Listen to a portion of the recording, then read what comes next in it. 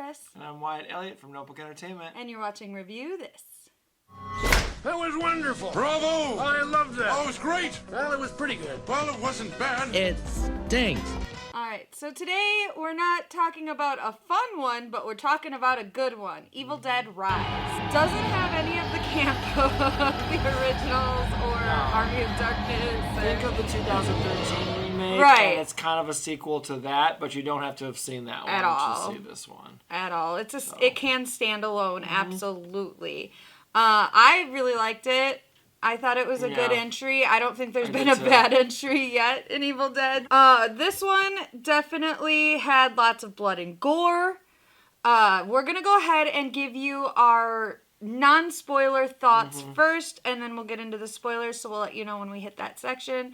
So if you haven't seen it yet, but you just want some opinions, I say go see it. I really liked it. Yeah, if you like horror movies, if you like gore, go see it. If your grandma likes gore, take her to go see it. If they don't, maybe don't. You know, I'm gonna be that weird grandma. So yeah, lots of blood and gore, because it wouldn't be an Evil Dead movie without lots of blood. I do believe I read that this one then broke the record of the last one as far as using the most blood on set. I believe it. Yeah. There's a lot of blood. Yeah. Our boomstick and chainsaw make an appearance. Not as anyone's hand, but no, but it's still but clearly, it's there. yeah. It's there. Our callback to Ash. Groovy. Because you can't really ever get rid of Ash from this series. I thought that all of the characters were very well developed, even the side characters that lived in the building with them. You understood who all these people were. Some of them you felt bad when they were dying because you got to like them, you know? They felt like real people, not Yeah. just meat bags, you know? Exactly. Like just showing up, or I'm to die, you know? Right. You're like, okay, well, each person we're meeting is going to die, but I'm going to feel bad when that one dies. Right, exactly. Exactly.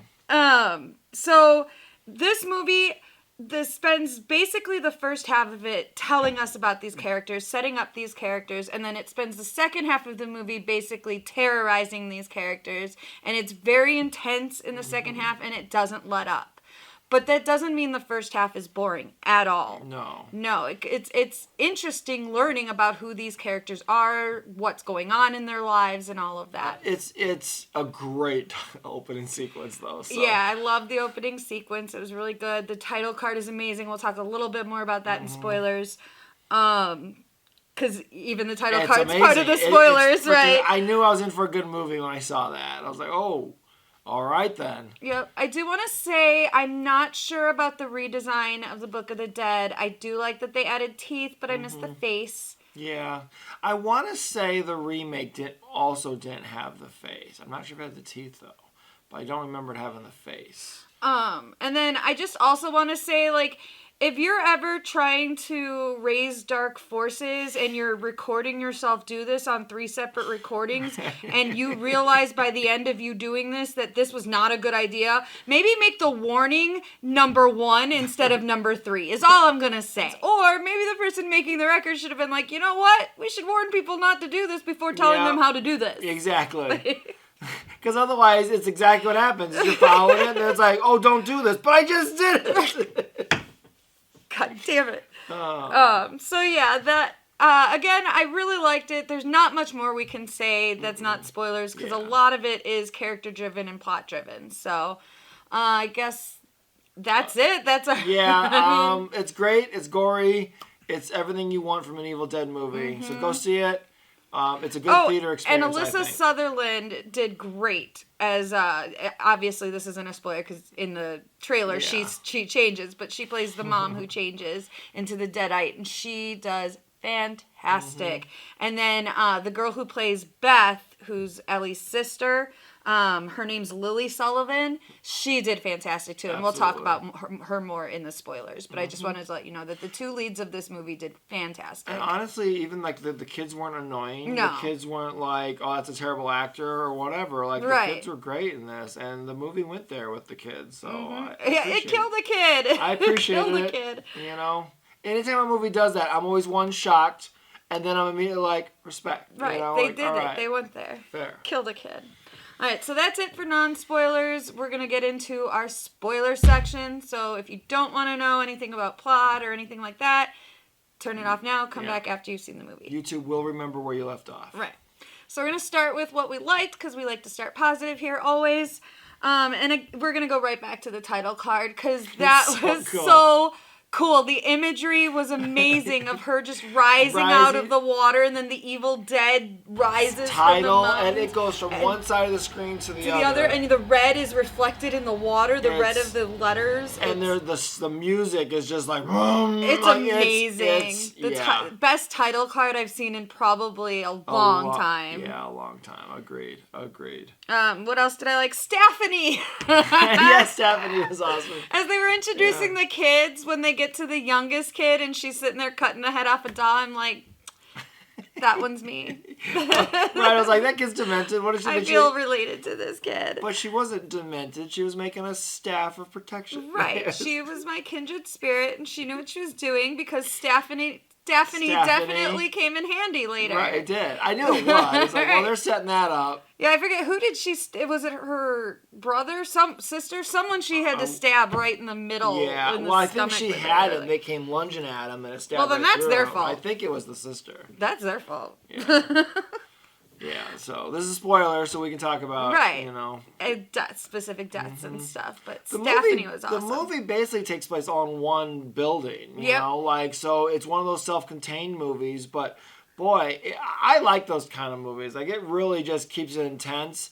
And then you still have other bodies that come in, because there's the neighbors, there's the, And they found interesting ways to keep them trapped, too. Yes. Because they had an earthquake there was an earthquake in the first half, and that destroyed the stairs, and then the spirits were controlling the elevator. Yeah. And, it kept them contained. It did, yeah. So they couldn't, run all the way. Because it's supposed to be in New York, I think. And then the phones were also knocked out from the earthquake or whatever, so they kept trying their phones and no service. So, because you got to figure out something in horror movies to get rid of the cell phones. So, do you have a gore? What's your favorite?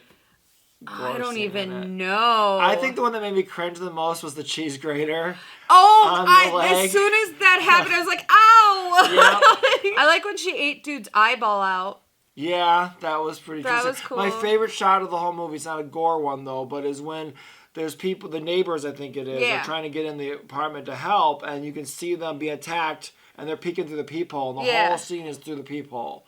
Amazing. Yep. It felt like an Evil Dead movie. It did. It didn't feel outside. It felt like its own thing while also being part of the bigger picture. Exactly. I would love for Evil Dead. This is the way they should just do sequels from now on. Mm-hmm. They could just do different families, different characters, and different scenarios. Yep. Because since the beginning was the end, the book is now back at a cabin in the woods. Right. Yeah. Although no, I guess the book wouldn't be, because it was just it possessed Jessica or whatever her name was at the end. Yeah, I guess I'm not sure about if the book went or not, but they can find a way to bring the book back. It might still be in that building. That's probably most likely where it is. Right. Or in police evidence later. The only thing I think with because I love looking at especially practical effects, makeup and stuff like that. I think it looks better always. Always. I could have done with less vomiting, but I think that's just a personal ick factor for me. Yeah. That was when she vomited and then fell face first into it. I was like, it reminded me of dog vomit. It was all that foamy yellow shit too. It was like she just face first into it. Yeah. Gross. Well, that's the thing with these movies these movies are out to gross you out. Yeah. It's almost like if this is probably what inspired Terrifier. It's like, how much can we put the audience through? Vomit is my threshold. Yeah. I will watch eyeballs get torn out. I will watch all that other stuff. I struggle with the eyeballs. I hate vomit. I hate vomit. I did love the mega mashup of all the Deadites coming into one creature. Yeah, that was something out of The Thing. Right. I do wish that they had showed it more, because they used a lot of quick cuts to it, or just pieces of it and everything, and you kind of get a sense of it at the end when it's getting fed into the wood chipper, whatever it is. But yeah, I wish we had gotten to see a better shot of it. Okay, that's a good point, actually, to bring up, because I was worried about this, because I'd heard that they had brought the chainsaw into it. And I'm like, well, an apartment building, where are they going to find a chainsaw? But I thought it made lots of sense as to why there's a wood chipper in the basement. Right. There's it's a condemned building. And there's a car parked in the... Yeah. That's probably what the guy did, He was probably a greensman, whatever you call that. Yeah, because they asked about tools or whatever, and he said, down in my truck. Yeah, so I think it was one of the characters that was his job. And so it was there, and he had a wood chipper in there and a chainsaw, and Why not? He was a tree worker. Why the fuck not? Yeah. And he was also the one who had the shotgun. The old guy. Okay, that makes sense. Yeah, that makes sense, too. Because, why would this family have all of that? So right. The fact that it's a family of artists. Like, there's no way... Yeah. It really is. There's no way that they would have all that shit. And that was especially since the girl, she was on her way to like a protest. I think it was for climate change though. Well, I think that was one of the things that I really felt was different about this one too. Is like, okay, if you do good with the characters, like young people or whatever, like in the early one, and they find a book and they're messing around with it, and then bad things happen. Right. Sure, of course you feel bad for them. None of them meant for that to happen. This one, literally, none of them. They did not mean for this to happen. That kid, he should have just not stolen shit. Like, I guess that's the only way it's his fault, is stealing the shit and then playing records you don't know what's on them. Like, yeah, we should explain that. After the earthquake, there's a sinkhole that happens in like the basement of the apartment and the building, and the kids discover that there's a bank vault, because apparently they do establish that there used to be a bank. The building used to be a bank. And then Danny, because he's a boy or whatever, decides, I'm going to go underneath the unstable foundation of this crumbling building. I mean, I'd be curious too. I'm not saying I wouldn't be curious. I'm saying I would be safer about it. Yeah, but that's where he finds the book and the records and everything that went with it. Hanging under crosses, and I'm like, dude. Right, I know. Feel the atmosphere here. Yeah. Like, read the room. Read the room. Like, there's no way that this is going to end well. Agreed, yeah. What? Because the vault turns out it belonged to, like, the church or whatever. Something like that, yeah. And it was there for him for a reason, but yeah, I felt bad for the mom, especially. Like, she didn't sign up for any of this shit. Right. And she was just, because her husband had just left like 2 months before, and then her sister shows up out of nowhere, expecting help, and she's got to pack up her stuff because they're getting evicted from this condemned building that they live in, and she just found her ex-husband's stuff in the closet. So she's taking it, and she's taking her ex-husband's stuff and walking it out to the garbage, I assume.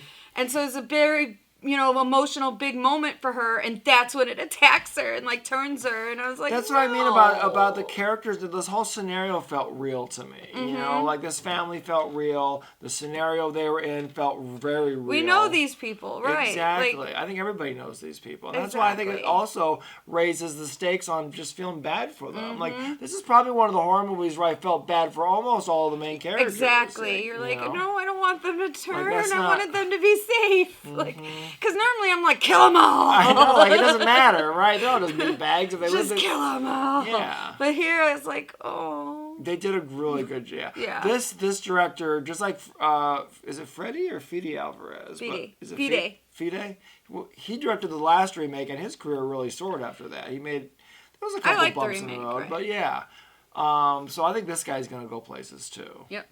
I also really like, we already talked about the mom and her whole story. I really like Beth too, because I like complicated characters. Oh, like, absolutely. You're not really sure whether or not you like Beth through most of this, because you do feel like, okay, you're just showing up. You had lived an irresponsible life. You're now pregnant by who knows. And you just show up in the middle of the night to drop your shit and expect your sister to pick it up while she's dealing with so much of her own shit. Like, and you can tell in their early performances that it felt real. Like, she felt she was being a burden. Like, you could feel it, and the history between these two sisters and how she expected her, because she's the one that never screws up, to give her advice or whatever about this unexpected pregnancy. Oh yeah, and which. She ends up surviving, and the littlest girl survive, right? I think Cassie. Everybody else does not make it out. Nope. But nope. And by the end of the movie, I think Beth really does. By the time she's drenched in blood and she's holding a gun and a chainsaw, she very much gives you Ash vibes. Yeah, she reminded me a lot. For sure. She reminded me a lot of, because there was an Ash in the last one, but it was a female, and she ended up being the final girl. And that's what she reminded me of, because she ended up just drenched in blood holding the chainsaw. I think she actually cut her hand off, though, in that one. But so did Ash. Right, exactly, because that was more of a remake. Exactly. But this one, they got their stuff, their Easter eggs and everything in there. There's and plenty. I do think that she could easily continue on in this as the female Ash. Like, they're starting to chase her and Cassie or whatever. Yeah, I would like that. I think these characters are great. Or like we said earlier, just keep having it different people. Well, that's time. what I'm saying. Like, it could keep doing different people, but she could come in because she already That's knows, true. or because it's chasing her, it attacks people near her, and then she has to be like, "Well, I know what's going on." That's true. Maybe the next one's in a hospital and she's having the baby. That would suck to just give birth and then have to fight off Deadites. Be like, just kill me now. Right. Or the baby gets possessed by the Deadites and it's a baby Deadite. Oh my god. But yeah. And then I also really liked the character of Jessica at the end, because you don't really get to see her in the beginning. Right. But at the end, this bitch apparently, I know she lives on a different floor, because I think they showed she lived on the 5th floor. But this bitch slept through an earthquake.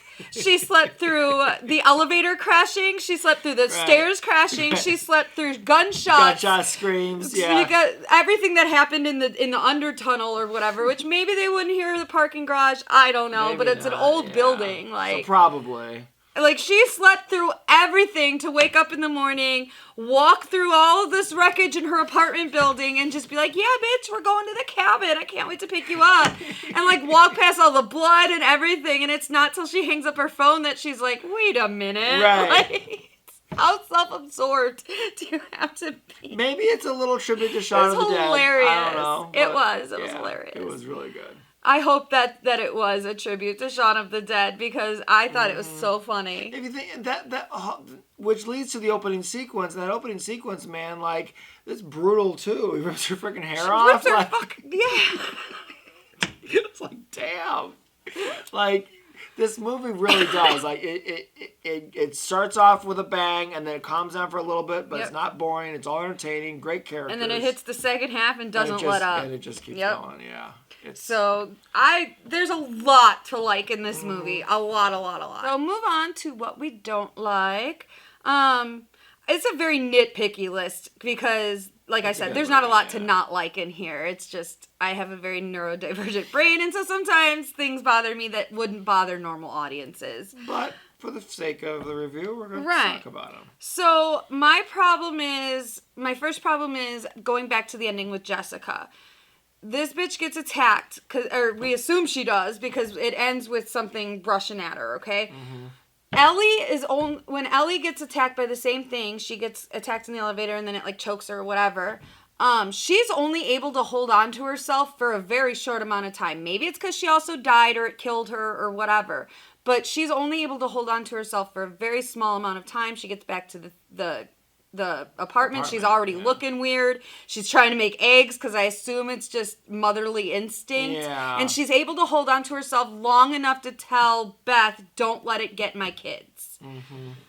How is Jessica attacked by this same evil entity and able to still pick up her cousin, drive all the way to the cabin, and then suddenly she's sick? She gets sick there. Yeah, is what they say. Now, so that bothers me because that's unstable time period. I hadn't thought about that. Maybe she had a stronger will. The only thing I could come up with is that it's because Ellie was killed in the elevator, with all the things choking her and stuff. Right. That's why. That's why she did it faster, but. Yeah, because generally you have to die for the Deadites to take over. But the initial thing, that wind that comes sweeping. Yeah, that point of view shot. You're right. Yeah. Yeah. Yeah, I don't know. I don't know the answer to that. It's probably just convenience for the story. Right, but those are the little convenience for the story things that my brain is like, wait a minute, that doesn't compute. It kind of goes back to what we're always saying. It's okay to have a fictitious world, but you need to set your rules and stick to them. Yeah. So that's the only thing I think. that's what I would put it down to, is the rules of turning are unclear here, because everybody kind of turned at different times. Yeah, that's true. Some of the kids were like almost instantaneous. And some of them languished, yeah. So, and then it was how big a cut turns you, or how big an injury turns you, you know? Yeah, that's true too. So that inconsistency bothered me. Mm-hmm. So that was one of the, again, little things. Yeah, which I've seen that same complaint in certain zombie movies too. Yeah, so... also with the ending, wouldn't the entity want Jessica to change faster so that she's still in the city where it has more things for her to change? Why would it let her get all the way out into the middle of nowhere to change, where it then has nowhere else to go? So that's why I was like, the ending of the movie kind of ruins the beginning for me, because I'm thinking, if I'm an evil entity and my goal is to infect as many people as possible, well, then I just infected this bitch in the middle of the city. Let's go walk her body around. You know what? I think the real reason why they did that was to give you a opening of the movie that was boom, and give you that oomph. But then by the time you get to the end, then again it's like, well, wait a minute. Well, yeah, because I remember the whole time I was watching it, I was like, well, how does the ending fit into this? It did feel like, well, where does this connect? Right, because you see the beginning, and then it's like 24 hours earlier. Yep. They have a title card that says 24 hours. Only 24 hours. It was really confusing to me. So we kept waiting to be like, how is this thing going to end at the cabin in the woods? Because none of the characters are the ones you're staying with. And I thought it was going to be Beth and Casey get out there, and then somehow it infects those people who were out there. But no, Jessica is the one to bring it out there. So again, why wouldn't it just keep her body in the city, infect her faster, and then get more deadites? Because their motivation seems to be to take over, the dead world, take over our world, but I don't know. So that was another little thing where I was like, wait a minute. Yeah, I can see it. It's a minor thing. Both the complaints are minor, but because I don't want to diminish your complaints, but they're things that a lot of people probably wouldn't think about, but are important. But here's another one of those little things that bothered me. Okay, so Ellie gets locked out of her apartment, and that's how she kills everyone else on the floor, right? Well, Jessica proves that there were other people on other floors of that building. That evil would have sensed that. Why wouldn't it have gone and turned everyone else in the building, so then it has more of an army to go against Beth and the kids? Yeah, because it seems like that once you possess somebody, they can read out of the book or whatever and keep conjuring up demons, right? Well, no, that you're getting that confused with Ashton Evil Dead. Yeah, we're starting to watch that too. No, with this one, what it seems to be is once you're killed, you turn. You just turn. You turn, right. Okay. So why wouldn't she go down and, again, get Jessica and anyone else? Jessica proves that there were other people on other floors of the building. Yeah. So why wouldn't you go make your entire army and come and break down the door, Yeah. I guess I'm not sure of the logic of the evil side of what their motivation. Right, it seemed like she just wanted to attack the rest of her family, which is... But obviously it wants a host, it wants a body, it wants... Right. But then once it is a body, it uses that body to kill and... Make more. So yeah, I don't know. Again, it's just those little inconsistencies that when the movie's over make me go, wait a minute. The next thing I didn't like was the entire family. Well, really, it was just the sister. But everybody dumping on Beth for being a groupie when she very clearly stated that her profession was like guitar fixer or something. Yeah, it was like guitar engineer or a tuner or something. Which explains why she would be going on tour with bands. Like, So as I feel like it's out of character to bash her for a lifestyle or job choice that's unconventional, considering Ellie is a tattoo artist, her daughter is a protester, her son's a DJ, and the little one's making Staffany. Right. Right. So who are you to judge, A, for jobs and stuff? B, it's not like you're doing much better in life, Ellie, considering you're living in a condemned building and have been for a while, considering Beth knew where to find you, even though she hasn't spoken to you in a while. Yeah, that's true. And my take on that was, and yes, I don't agree with it, that they were treating her bad, but my take on it is that she was the sister who always was probably a slacker and in and out of trouble and all this kinds of stuff, so therefore she's got this reputation that her sister was just kind of... Yeah, but to belittle someone isn't going to repair any kind of relationship either. No, I'm not justifying And you could tell how upset it made Beth. Like, I get it. Beth Beth was not there for Ellie when she needed her. No. And Ellie specifically tells her, like, I'm getting a divorce. He moved out 2 months ago. I left you a voicemail because Beth is like, well, why didn't you call? I would have dropped everything to come to you and help. And Beth's like, Ellie's like, bitch, it was 2 months ago and I did. And so Beth goes and listens to her voicemail, and sure enough, there's her sister kind of asking for help. Yeah. But again, so I get the anger, but this seems like it's longer than 2 months. Because every time she introduces her to someone else, they're like, oh, the groupie?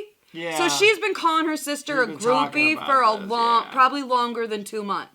And probably knowing better, but just being a brat about it. Honestly. Right. To talk, like I said, to talk down someone else's life choices. Right. When, again, you're a tattoo artist who's living in a condemned building with your family. I think it's interesting, too, how the movie goes from these people in the cabin, and then it goes to this woman who we don't know yet at a rock show trying to do a pregnancy test in the most dingiest of circumstances. Yeah, that's how we meet Beth. Then we get to the family.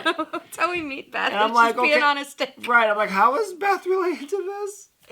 But we'll get there. Yep. So yeah, sisters, but definitely sisters. And again, that's the characterization work that I do like, is that they put all of this, and you could feel the animosity between these two women and everything. Yeah. They put the time and the effort in, which wasn't even that much. When the writing as well, and the acting as well, you can convey a lot in a few words. With a little, right? Yep. It's just, again, I feel like if Ellie were mad at Beth, there's other ways to go about it than belittling a unconventional career choice, considering what her entire family is. Right. And that's why it felt a little out of character for me that's the way that she kind of needles Beth. Yeah, no, I agree with you. I do. So it's just a little thing. Sometimes I try to justify characters' actions by getting into their head, but I agree with you that... My problem is I took too many psychology classes. That's my problem.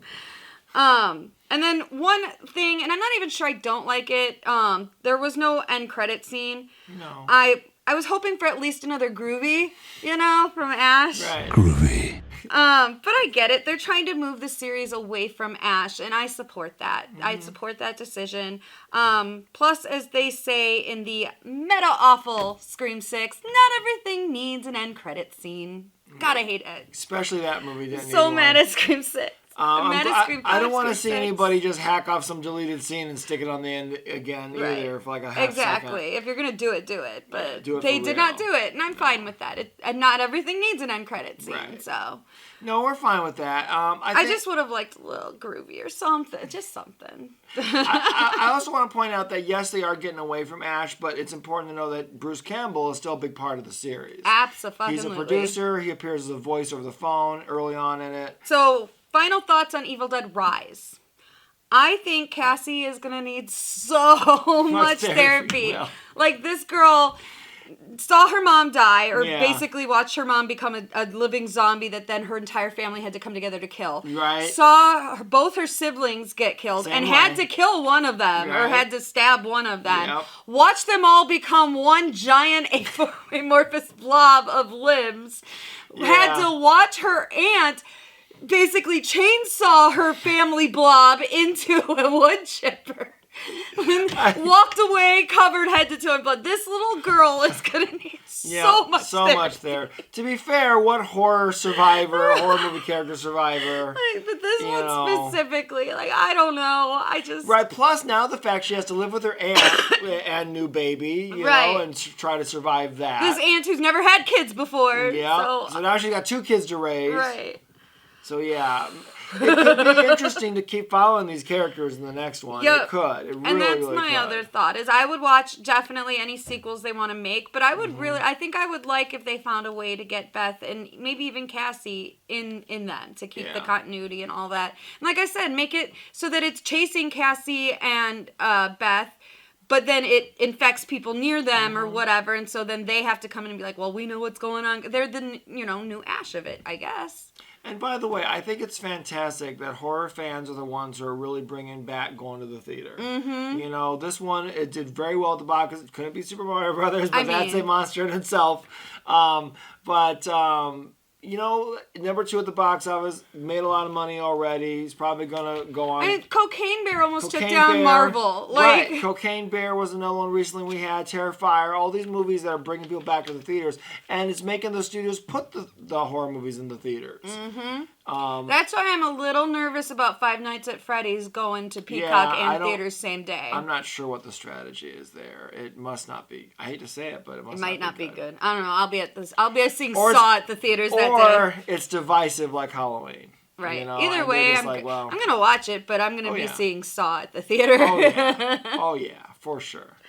So, yeah. Overall, Evil Dead Rise, excellent entry in the Evil Dead franchise, excellent entry in the horror franchise. Lots of gore. You'll have a lot of blast at it. Take somebody who's squeamish. Watch them score. And laugh at them. Because, yeah, that, like, cheese grater thing was just... That was my favorite. All right, guys, that's our review of Evil Dead Rise for you Ultra Beast fans.